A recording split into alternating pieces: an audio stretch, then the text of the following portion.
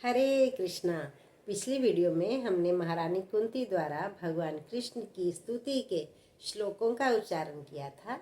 आइए इस वीडियो में हम उसी स्तुति के अनुवाद को पढ़ेंगे।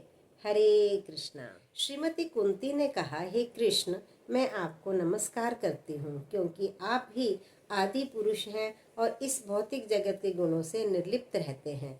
आप समस्त वस्तुओं के भीतर तथा बाहर स्थित रहते हुए भी सबों के लिए अदृश्य हैं। सीमित इंद्रिय ज्ञान से परे होने के कारण आप ठगनी शक्ति के पर्दे से ढके रहने वाले शाश्वत अव्यय तत्व हैं। आप मूर्ख दर्शक के लिए ठीक उसी प्रकार अदृश्य रहते हैं जिस प्रकार अभिनेता के वस्त्र पहना हुआ कलाकार पहचान में नहीं आता।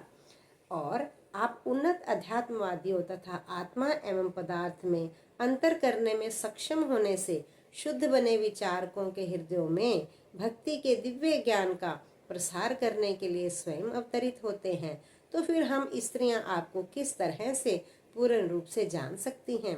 अतः मैं उन भगवान को सादर नमस्कार करती हूँ जो वसुदेव के पुत्र, देवकी के लाडले, नंद के लाल तथा वृंदावन के अन्य ग्वालों एवं गौओं तथा इंद्रियों के प्राण बनकर आए हैं। हे प्रभु, जिनके उदर के मध्य में कमल पुष्प के सदृश गर्त है, जो सदैव कमल पुष्प की माला धारण करते हैं, जिनकी चितवन कमल पुष्प के समान शीतल है और जिनके चरणों के तलवों में कमल अंकित है, उन भगवान को मैं सादर नमस्कार करती हूँ। हे ऋषिकेश, हे इंद्रियों के स्वामी तथा देवों के देव, आपने दीर्घ काल तक बंदी गृह में बंदिनी बनाई गई और दुष्ट राजा कंस द्वारा सताई जा रही अपनी माता देवकी को तथा अनवरत विपत्तियों से घिरे हुए मेरे पुत्रों समेत मुझको मुक्त किया है। हे कृष्ण, आपने हमें विषाक्त भोजन से, भीषण अग्निकांड से, मानव भक्षियों से, दुष्ट सभा से, वनवास काल के कष्टों से तथा महारथियों द्वारा लड़े गए युद्ध से बचाया है और अब आपने हमें अश्वत्थामा के अस्त्र से भी बचाया है। मैं चाहती हूँ कि ये सारी विपत्तियाँ बारंबार आएं, जिससे हम आपका दर्शन पुनः पुनः कर सकें, क्योंकि आपके दर्शन का अर्थ ये है कि हमें बारंबार होने वाले जन्म तथा मृत्यु को नहीं देखना पड़ेगा। हे प्रभु, आप सरलता से प्राप्त होने वाले हैं, लेकिन केवल उन्हीं के द्वारा जो भौतिक दृष्टि से अकिंचन हैं, जो सम्मानित कुल, ऐश्वर्य, उच्च शिक्षा तथा शारीरिक सौंदर्य के द्वारा भौतिक प्रगति के पथ पर आगे बढ़ने के प्रयास में लगा रहता है, वह आप तक एक निष्ठ भाव से नहीं पहुंच पाता। हे प्रभु, मैं निर्धनों के धन आपको नमस्कार करती हूँ। आपको प्रकृति के भौतिक गुणों की क्रियाओं प्रतिक्रियाओं से कोई सरोकार नहीं है। आप आत्मतुष्ट हैं, अतएव आप परम शांत तथा अद्वैतवादियों के स्वामी कैवल्यपति हैं। हे भगवान, मैं आपको शाश्वत समय, परम नियंता, आदि अंत से रहित तथा सर्वव्यापी मानती हूँ। आप सबों पर समान रूप से दया दिखलाते हैं। जीवों में जो पारस्परिक कलह है वह सामाजिक मतभेद के कारण है। हरे कृष्णा। हे भगवान, आपकी दिव्य लीलाओं को कोई समझ नहीं सकता, क्योंकि वे मानवीय प्रतीत होती हैं और इस कारण भ्रामक हैं। ना तो आपका कोई विशेष कृपा पात्र है, न ही कोई आपका अप्रिय है। यह केवल लोगों की कल्पना ही है कि आप पक्षपात करते हैं।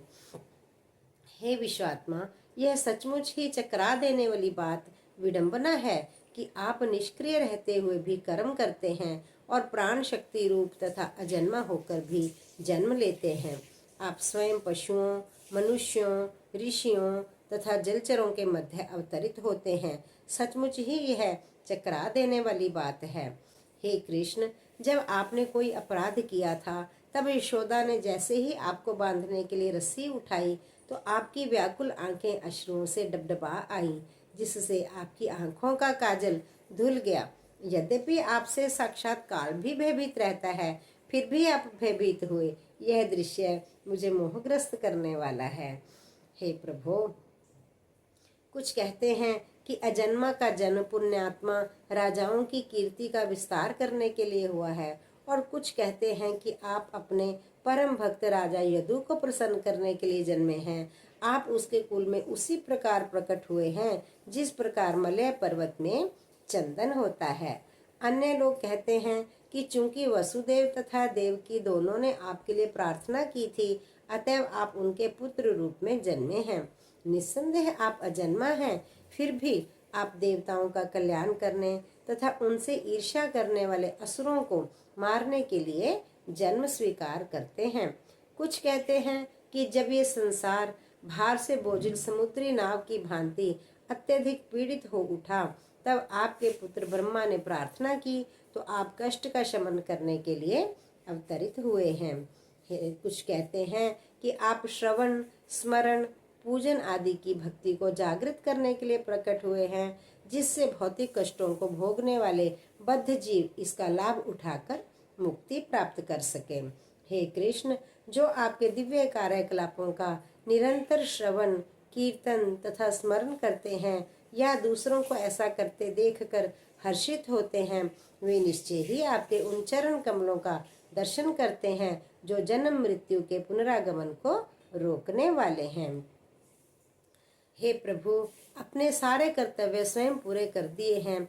आज जब हम आपकी कृपा पर पूरी तरह आश्रित हैं और जब हमारा और कोई रक्षक नहीं है और जब सारे राजा हमसे शत्रुता किए हुए हैं, तो क्या आप हमें छोड़कर चले जाएंगे? हे कृष्ण, जिस तरह आत्मा के अदृश्य होते ही शरीर का नाम तथा यश समाप्त हो जाता है, उसी तरह यदि आप हमारे ऊपर कृपा दृष्टि नहीं करेंगे तो पांडवों तथा यदुओं समेत हमारा यश तथा गतिविधियां तुरंत ही नष्ट हो जाएंगी। हे गदाधर कृष्ण, इस समय हमारे राज्य में आपके चरण चिन्हों की छाप पड़ी हुई है और इसके कारण यह सुंदर लगता है, लेकिन आपके चले जाने पर यह ऐसा नहीं रह जाएगा। ये सारे नगर तथा ग्राम सब प्रकार से समृद्ध हो रहे हैं, क्योंकि जड़ी बूटियों तथा अन्नों की प्रचुरता है। वृक्ष फलों से लदे हैं, नदियां बह रही हैं, पर्वत खनिजों से तथा समुद्र संपदा से भरे पड़े हैं, और ये सब उन पर आपकी कृपा दृष्टि पड़ने से ही हुआ है। अतः हे ब्रह्मांड के स्वामी, हे ब्रह्मांड के आत्मा, हे विश्वरूप, कृपा करके मेरे स्वजनों, पांडवों तथा वृष्णियों के प्रति मेरे स्नेह बंधन को काट डालें। हे मधुपति, जिस प्रकार गंगा नदी बिना किसी व्यवधान के सदैव समुद्र की ओर बहती है, उसी प्रकार मेरा आकर्षण अन्य किसी और न बंटकर आपकी ओर ही निरंतर बना रहे। हे प्रभु, हे कृष्ण, हे अर्जुन के मित्र, हे वृष्णि कुल के प्रमुख, आप उन समस्त राजनीतिक पक्षों के विध्वंसक हैं जो इस धरा पर उपद्रव फैलाने वाले हैं। आपका शौर्य कभी क्षीण नहीं होता। आप दिव्य धाम के स्वामी हैं और आप गायों, ब्राह्मणों तथा भक्तों के कष्टों को दूर करने के लिए अवतरित होते हैं। आप में सारी योग शक्तियां हैं और आप समस्त विश्व के उपदेशक गुरु हैं। आप सर्वशक्तिमान ईश्वर हैं। मैं आपको सादर नमस्कार करती हूँ। इस प्रकार कुंती महारानी के द्वारा भगवान कृष्ण की स्तुति का अनुवाद हमने पढ़ा। हरे कृष्ण कृष्ण कृष्ण हरे हरे, हरे राम राम राम हरे हरे।